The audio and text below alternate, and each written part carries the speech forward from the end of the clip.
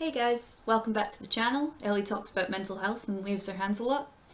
Today's topic is going to be loneliness, causes of depression and anxiety, and their links with the age of social media that we're currently living in. Social media has been a massive impact on a lot of our lives and is a way that a lot of us share our lives in the current age of 2019, and so it is very prevalent on our mental health, whether that be in a positive or a negative way, and I'm going to discuss a bit of both of those today.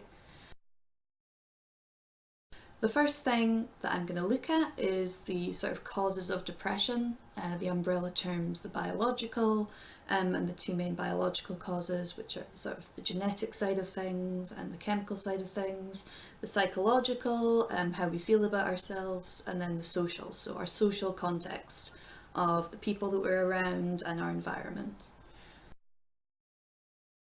So the first thing is the biological causes of depression. And the biological causes of depression being sort of the lack of serotonin. Some people naturally lack serotonin. I'm one of those people. And so when I was diagnosed with anxiety and depression, I was prescribed antidepressants, a series of these through trial and error, as I've talked about in previous videos. And I didn't go on those right away. I wanted to try and meet those other needs of mine, the psychological and the social needs of mine as well. And while some people it may be right for them to just have medication, I wanted to try and at least experiment meeting those other needs to see if that would help boost my mood, if that would get me through the tough times that were anxiety and depression. And it turns out for me that wasn't right, and I did require medication as well. And so as well as meeting those other needs, I took to medication, and antidepressants helped to boost my serotonin and to get me through my depression in that way. But the other needs and the other aspects and causes of depression are equally important. So I'm going to talk a little bit about those now, and those are the ones that definitely come into play as far as social media is concerned.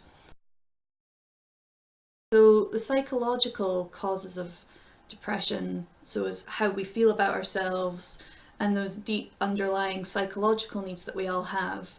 A lot of researchers and people just believe that we are not as good at meeting those needs in the age of 2019 because we're meeting them in a synthetic way almost by meeting them over social media. The leading expert in loneliness, John Cacioppo, I believe is how you pronounce his name, but I've read a lot of his work in my work in severe and enduring mental health, and it's really interesting how he writes that psychologically we have evolved to require a tribe. Historically that makes sense. Obviously we grew up as sort of cave people that were fighting dinosaurs and for survival required a tribe. But in 2019 we don't necessarily need it for physical survival, but mentally it still benefits us to have people there to validate our feelings, to listen to our feelings. And there's also some really interesting work by Summerfield, who's a South African psychiatrist who writes about his experiences in Cambodia, where he went out to Cambodia and offered the people antidepressants. And they said, no, we already have antidepressants. And he's saying, well, what do you mean? I haven't given you any. And they're saying, we have cows, which almost sounds like the start of a joke, but to them that meant that they had farmers that had sustained injuries. A few of them had stood on landmines and had become very depressed because they weren't able to do their work anymore. They'd lost their roles, they'd lost their social connection, and obviously sustained a traumatic injury. They were isolated at home and people came to their house. They bought them a cow so they could become a cow farmer, and they basically listened to them and acknowledged that their pain made sense. And to them, that was the antidepressant. So when they were saying that the cow was the antidepressant, that's what they were meaning. They were acknowledging his psychological pain and meeting it in that way. And so that psychological sense, they became his tribe. And again, they were meeting his loneliness and his depression and his anxiety in that way. And so, sorry, I've gone on a bit of a tangent there, but I find those stories so interesting, and they are a really good example of social connection. But while we haven't necessarily evolved to connect with people through a screen, social connection, our underlying psychological needs also include things like, as well as having a tribe, feeling that we belong, feeling that we're achieving something, and having a future that makes sense. Those are some other psychological needs. And a lot of people get those needs through online gaming, through RPGs, through belonging to online communities and forums. If you're an online gamer or you belong to a forum, perhaps you have a tribe, perhaps you have people that you speak to. I belong to a lot of community fan pages, and even those communities, engaging with them about the things that I love can be a really mood boosting thing. It can make you feel really good. And I know that if you're a player of online games like Apex Legends or Fortnite or a lot of things that my partner plays, that you have a tribe. You have people that you go online with, people that you know, people that you might not necessarily know. And they're people that you get a lot of social connection with just through playing that game online. You also may get a sense of achievement from that. And so through being able to use social media, you can also share your achievements with people, family members and friends that you might not see all the time. It's not synthetic for those people. While researchers may see it that way, it's meeting those needs in a way that might just be scratching a psychological itch in the short term, but it is helping that person to treat their anxiety and their depression in the way that makes sense for their context. People might be working all the time. They might not have the time to go out and to meet people for coffees. They might just not be in a physical place to do that.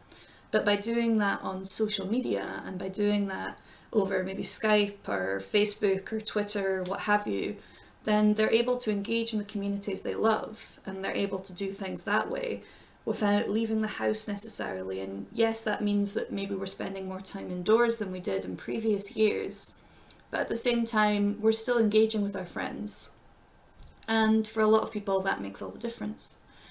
There's also the aspect that people are like, oh, the young'uns, they always have their phones on them. But for me, as a person with anxiety, it's definitely a tactile thing. Having my phone on me all the time is definitely a thing of, no, this is helping me to feel comfort. I know that I have this if I'm in an emergency, or if I feel that social anxiety kind of overcome me, I have this phone on my hand and it's kind of like my safety line almost.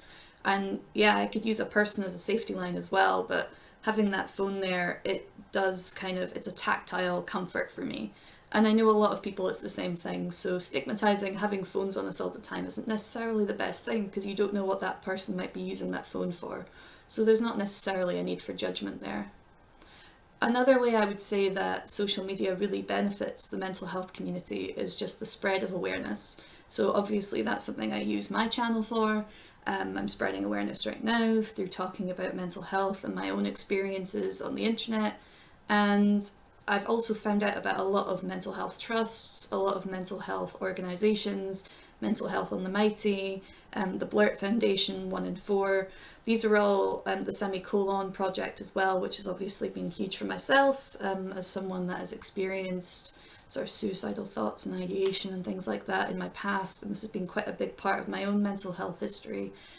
Coming across these groups makes me feel less alone. It also educates me on things that I might not have known as much about, things like BPD, bipolar, and although obviously I work with these groups now in my work in severe and enduring mental health, it helps to educate me on things that I don't have a lived experience in.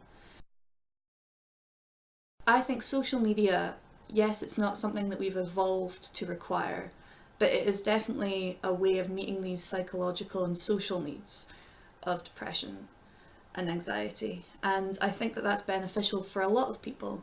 It can never meet our biological needs, of course, and there are antidepressants and mood stabilizers and things for that. But in the other senses, I think it can help to meet our needs.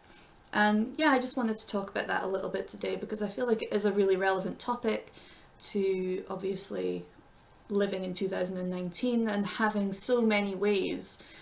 Gaming has evolved to have VR and all these things, social media, there's so many different platforms of social media now, so many different forums that we can use, and it's just really, it's a really good thing, and I think it should be considered as such, or at least an option that is there that you don't necessarily have to take.